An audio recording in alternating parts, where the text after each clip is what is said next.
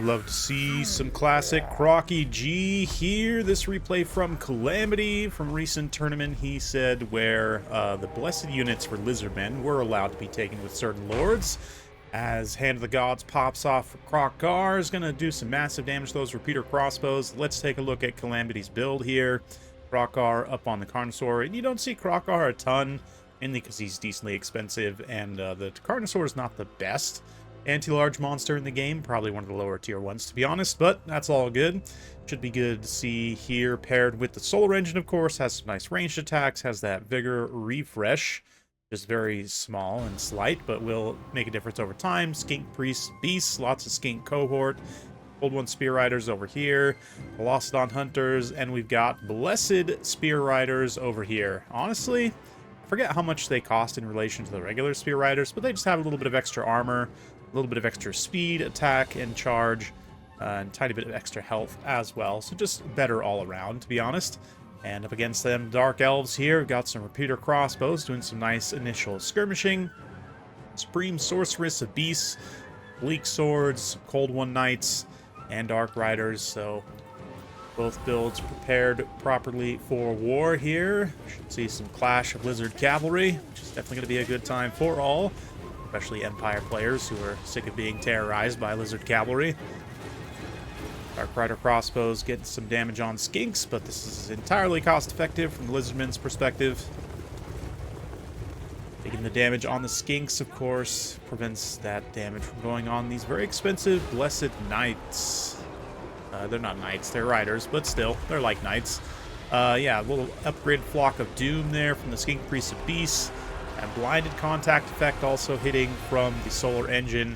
We're going to see the Spear Riders maybe overcommit here to an engagement. They don't have a ton of infantry support. Well, they have some infantry support nearby. KROQ also.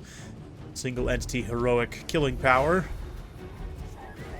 But let's see. The Cold One Knight's going to pull up to try and respond here. Yeah, we're going to get a big pitched cavalry engagement.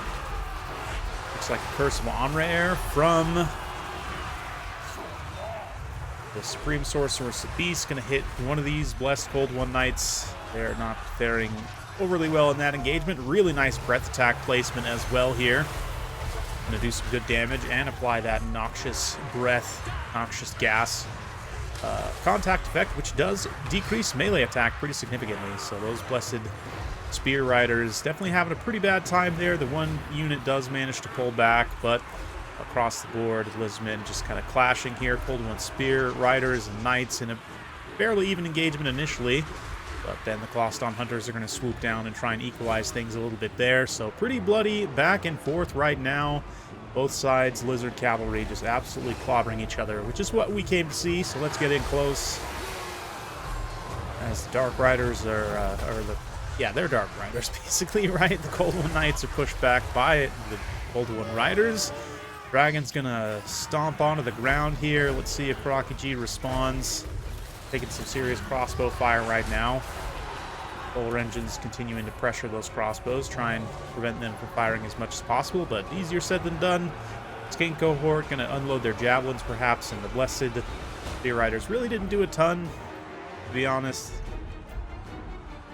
We'll see. Velocodon Hunters getting some cold-blooded or Curse of Onraer over here as well as they try and stabilize things, but it looks like, yeah, the Spear Riders have been defeated, but the Knights are also being defeated. Velocodon Hunters winning out on that engagement. So Lizardmen's been able to kind of weather the counterattack here, get some units down, but the Dragon now stopping the counterattack, smashing those Cold One Spears and other units moving through. Those Cold One Riders gonna impact Knights. Plenty of Skink support nearby, but the Dragon also lurks. Here comes KROQ. Double steel chair, dual wielding them, just comes over. Just kidding. Could you imagine, though, dual wielding steel chairs? That would be an excellent Lord weapon combination. Yeah, a little bit of that Solar Engine contact effect, still applying that blinded debuff. Does affect the accuracy, which, you know, on the Scattershot crossbows does make a pretty considerable difference. Blessed Spear Riders still hanging around. Gonna get in this late game combat here and try and get involved, but another breath attack should end them very rightly. Yep, just absolutely explodes that whole blob. Did a good amount of friendly fire damage too, honestly, on that, blowing up those Dark Riders. But right now, the Dark Elves are resurgent. They've got Murderous Prowess active, got situational control pretty much across the battlefield, facing some routing units. Got Dark Riders here. We're able to do some good damage to those Colossal Hunters, but now turn around, getting pursued. I have to get some screening elements there to try and finish off these potent Ripperdactyl Rider Regiment of Renown. Try saying that 5 times fast, honestly. Yeah, KROQ wants some of that Supreme Sorceress, but has been unable to catch her. That being said, the crossbows are going to be a pretty considerable threat here if he gets hit by all of them at the same time, though. Blinded contact effect hits the Supreme Sorceress. KROQ missing a little bit of an opportunity here to go after her with that debuff active. But the Gloston Hunters, given that he's kind of presenting KROQ as a target right now as well, they're able to mostly get preserved from crossbow bolts, able to finish off a couple of the weakened Dark Riders here. And KROQ eventually does return, bail out his little skink bro, get into a nice duel here with the dragon. Say a nice duel with the dragon. Dragon wants none of that smoke. He's going to screen out with some Cold One Knights, who immediately smash up that supporting skink cohort. And just in general, all the support units for the Lizardmen are down. It's coming down to just the single entities here. I guess Colossal Hunter's still fighting, still scrapping, but yeah, KROQ trying to swipe down as many of the Cold One Knights as he can while they pursue the broken skinks. Another nice Solar Engine contact effect there. Down to only 9 melee attack between the tiredness starting to rack up and that blinded contact effect, meaning they're entirely reliant on their 14 bonus versus large to have any hit chance, which I think they're maybe still minimum hit chance, maybe not. KROQ doesn't have the best defense values in the game, but it's not looking great. Solar Engine also charges in, going to use its melee prowess a little bit in this late game, try and preserve some of that ammunition for a late game fight against the Supreme Sorceress, which is definitely a good call here. Conquest objective has been in the hands of the Lizardmen the entire time, so they've been racking up some victory tickets. That being said, Dark Elves are contesting now, trying to take it over, so as the Gloston Hunters get routed off there in the distance, we're going to fast forward a little bit. KROQ and Solar Engine make their stands, spends another Solar Engine shot there just to make sure he can break these units, Cold One Knights in particular, being quite dangerous. Ooh, nice Hand of the Gods contact there with his second shot, and Solar Engine still has a bit more ammunition for that blinded contact effect against the dragon, potentially. Nice point-blank blast once the dragon lands, and it's going to be a 2v1 versus the Supreme Sorceress. Ooh, athletic jump there from KROQ's mount. Do I forget the name of? Grimlock, that's it, yes. Grimlock putting in some moves there. KROQ atop his beast. And the Solar Engine just having a great time, providing some vigor refresh and being a nice tank against all of these infantry. It's 360 immune to flanking effect. Few crossbows come back. Solar Engine's going to have none of that. Immediately pressures them away as KROQ pursues the Supreme Sorceress. He took some damage in that engagement, but was able to do massive damage to the Supreme Sorceress. Got a rogue flying tree over there for some reason. But yeah, Solar Engine trying to get loose. We're going to see Curse Von Rare here to debuff KROQ. Dragon's going to turn around for one last fight. The Solar Engine, if it has a clear shot here, could get the blinded contact effect. Not that it will matter much, even with that Curse of Von Rare. Still got 25 attack, plus a good 35 bonus versus large. So definitely enough to still be at like base hit chance at least. Which is what, 38% I believe? If I remember correctly, it's been a while. Anyway. Regardless. Oh yeah, I love some matched combat animations.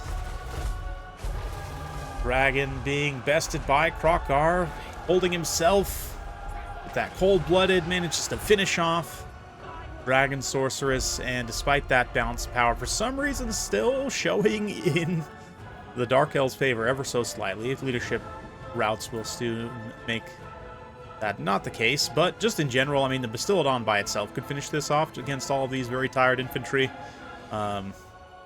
It itself is very tired, but not technically exhausted, which is the difference that Vigor Refresh will make. Another shot from the Solar Engine. KROQ even chooses to stick around himself until basically the very end. Gives himself another cold-blooded to get back on station, but not necessary, as one more shot in charge will finish off leadership, and Calamity takes that game. What a fun one, for sure. Big thanks for sending that one in. Not too often we get to see, like, an actual carry from KROQ. I can't remember, actually, the last time we saw that, but definitely an excellent, super, super fun game. Love the support from the solar engine as well. Ends up paying for itself in terms of damage. And that support value, really hard to quantify, but just in general, that blinded contact effect is super strong, plus the vigor refresh. A lot to love about solar engines, to be honest, right now.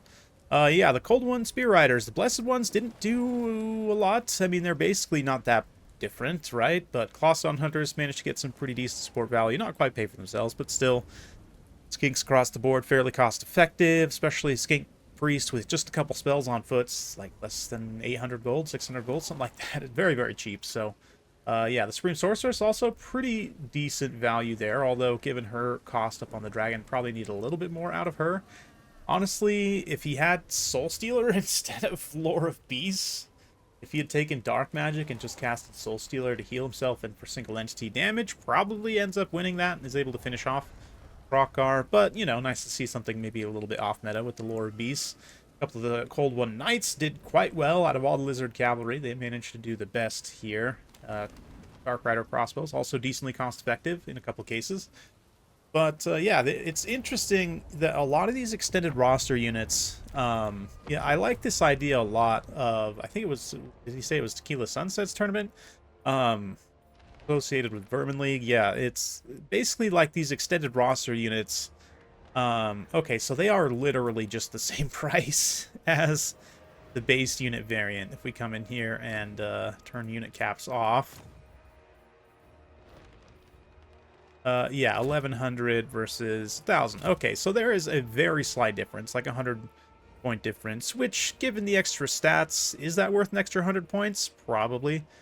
Extra 10 attack, 8 charge, 10 armor, 800 HP. Definitely makes a difference, but a lot of the time in multiplayer, given you're really optimizing for cost efficiency, really over a lot of things in most cases, you probably still just take the regular one, to be honest. Like, the extra benefit you get from that extra 100 gold, maybe if you have it, but just in general, I think, for the most part, depending, you know, different rosters vary, but these extended roster pieces are somewhat balanced in a lot of cases. There's maybe a few outliers, but I really like the idea of, like, unlocking a handful of these with a specific lord in your army, right? Like, let's say I come in here and I take Tic-Tac-Toe, then maybe I get access to, like, the Blessed Pterodons variants and, like, the Blessed Ripperdactyls, right? Or if I come in here and take Nakai, maybe I get the Blessed Croxzor variants. Same thing even like with other rosters with extended units. You know, I'm thinking of something like Tomb Kings, right? Come in here and grab Ark and the Black, and then suddenly your extended roster opens up with, you know, his Crypt Ghouls and Hex Wraiths and Fellbats that he gets in campaigns. Suddenly they're enabled for multiplayer. It used to be, back in Warhammer 1 and 2, you could pick a specific sub-faction, and that would give you extra units on your roster. Once they implemented the whole extended roster thing, they kind of took that away. But I think, and I don't know if this is something that's even feasible for Creative Assembly to do at this point, but I think it'd be super, super cool, like I said, if you pick a specific lord, then a couple of these extended roster units could unlock in unit caps, so you would have access to them, you know, with a specific lord in place. I think that would be super cool. Let me know your guys' thoughts in the comments down below. Hopefully you enjoyed. If you like this sort of content, be sure to like, subscribe, hit that bell notification. Every time I upload a new video, you'll be notified. Thanks again. See you next time.